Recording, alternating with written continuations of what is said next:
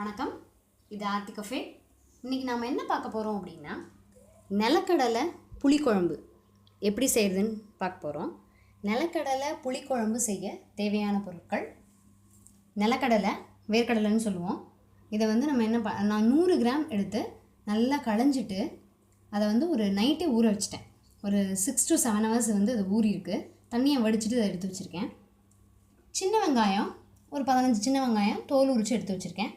புளி நல்ல ஒரு பெரிய எலுமிச்சம்பழம் சைஸ் அளவுக்கு அழுத்தமாக உருட்டி எடுத்து வச்சுருக்கேன். உப்பு தேவையான அளவுக்கு. வறுத்து பொடிக்கிறதுக்கு ஒரு 3 வரமிளகா, ஒரு அரை டீஸ்பூன் மிளகு, வெந்தயம் ஒரு அரை டீஸ்பூன், கடலைப்பருப்பு 2 டீஸ்பூன், தனியா வர கொத்தமல்லி 2 டீஸ்பூன். இது எல்லாமே நம்ம வறுத்து அரைக்கிறதுக்காக. தேவையான அளவுக்கு நல்லெண்ணெய், அதாவது நான் ஒரு 30 ml நல்லெண்ணெய் எடுத்து வச்சுருக்கேன். வெறுமனை அரைச்சி கடைசியாக சேர்க்குறதுக்கு ஒரு 100 கிராம்ஸ் 100 கிராம் துருவின தேங்காய் டைட்டாக பேக் பண்ணி எடுத்திருக்கேன். ஒரு தாளிக்கிறதுக்கு அரை டீஸ்பூன் கடுகு, அரை டீஸ்பூன் பெருங்காயம், 2 கருவேப்பிலையை பிச்சு எடுத்து வச்சுருக்கேன். லாஸ்ட்டாக சேர்க்குறதுக்கு வெல்லம் 1 டீஸ்பூன், பொடிச்ச வெல்லம், தேவையான அளவுக்கு மஞ்சப்பொடி 1/4 டீஸ்பூன் மஞ்சப்பொடி. இப்போ தண்ணி எவ்வளவு அப்படின்னு பார்த்தோம்னா, நம்ம அந்த 100 கிராம் நிலக்கடலையை குக்கரில் போட்டு மூழ்கிற அளவுக்கு தண்ணி ஊற்றணும். அதுக்கு தேவையான அளவுக்கு உப்பு சேர்க்கணும். அந்த உப்புக்கு நம்மளுடைய ஆப்ஷனல். மூழ்கிற அளவுக்கு தண்ணி, தேவையான அளவுக்கு உப்பு.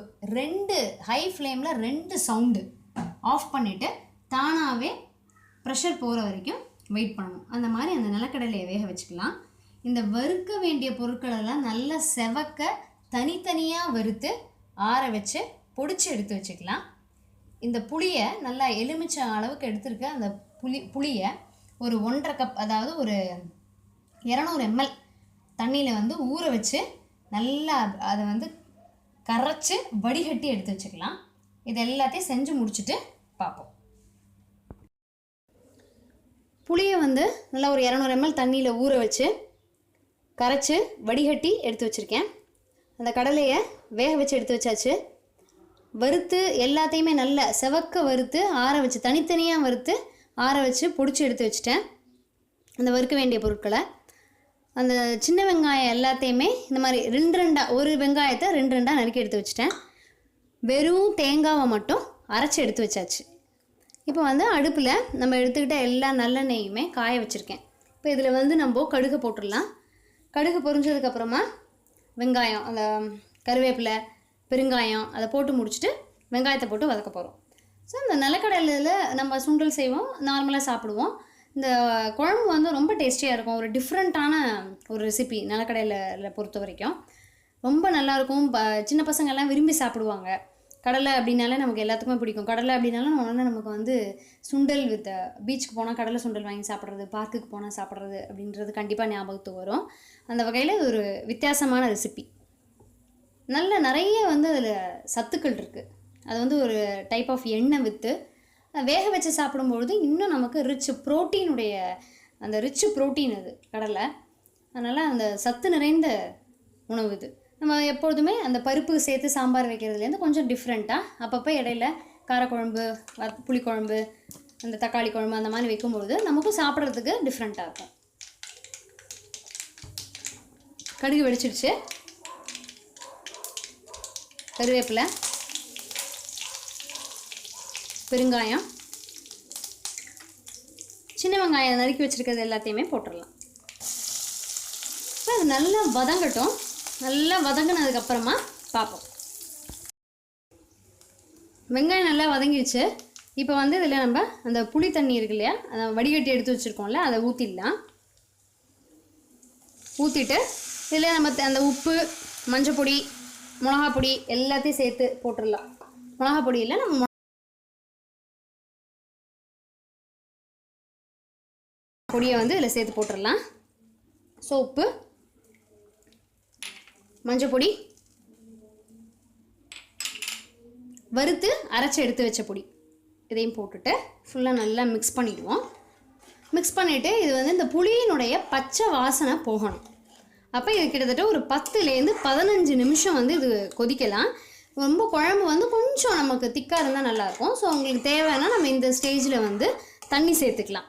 நமக்கு எவ்வளோ மெம்பர்ஸ் இருக்காங்க அப்படிங்கிறத பொறுத்தெல்லாம் வேரியேஷன் அளவு வேறுபடும்.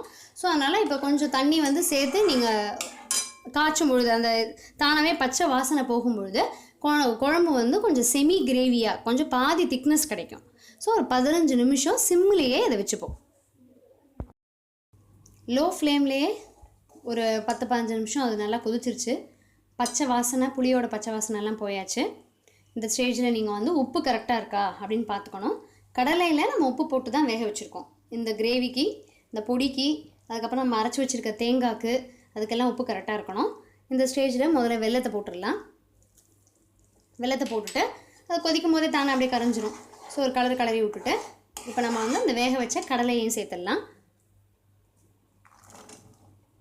கடலையும் சேர்த்து நல்லா ஒரு கலக்கி விட்டுருவோம். கடலை இது வந்து ஒரு 2 மினிட்ஸ் அப்படியே கொதிக்கட்டும். அப்படியே தானாகவே அந்த கடலைக்கும் அந்த டேஸ்ட் எல்லாம் அப்படியே சேர்ந்துக்கும். நம்ம சாப்பிடும் பொழுது ஆக்சுவலாக கடலை இருக்கிறதுனால நம்ம கடலை தொட்டு சாப்பிட்லாம். இதுக்கு வந்து அப்பளம் பொரிச்சு இல்லைன்னா சுட்ட அப்பளம் வந்து நல்ல காம்பினேஷன், இதுக்கு அருமையாக இருக்கும். ஏன்னா கூட்டு, தேங்காய் போட்ட கூட்டு, தேங்காய் போட்ட கறி, நான் வந்து கூட்டு கறி எல்லாம் அப்லோட் பண்ணியிருக்கேன். நீங்கள் அதையும் ஒரு தடவை ரெஃபர் பண்ணிக்கோங்க ப்ளீஸ்.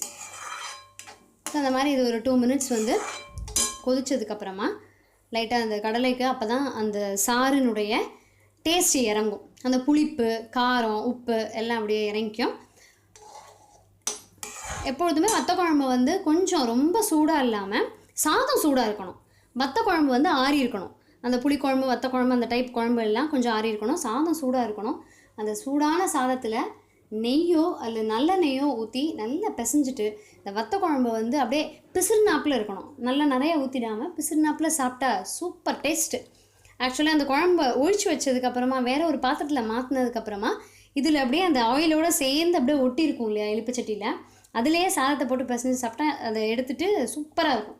அவ்வளோ டேஸ்டியான டிஷ் அது. ஸோ இப்போ வந்து இங்கே சிம்மில் வச்சுட்டு இந்த தேங்காவை சேர்த்துடலாம். வெறும் தேங்காய் அரைச்சி வச்ச விழுது தான் அது.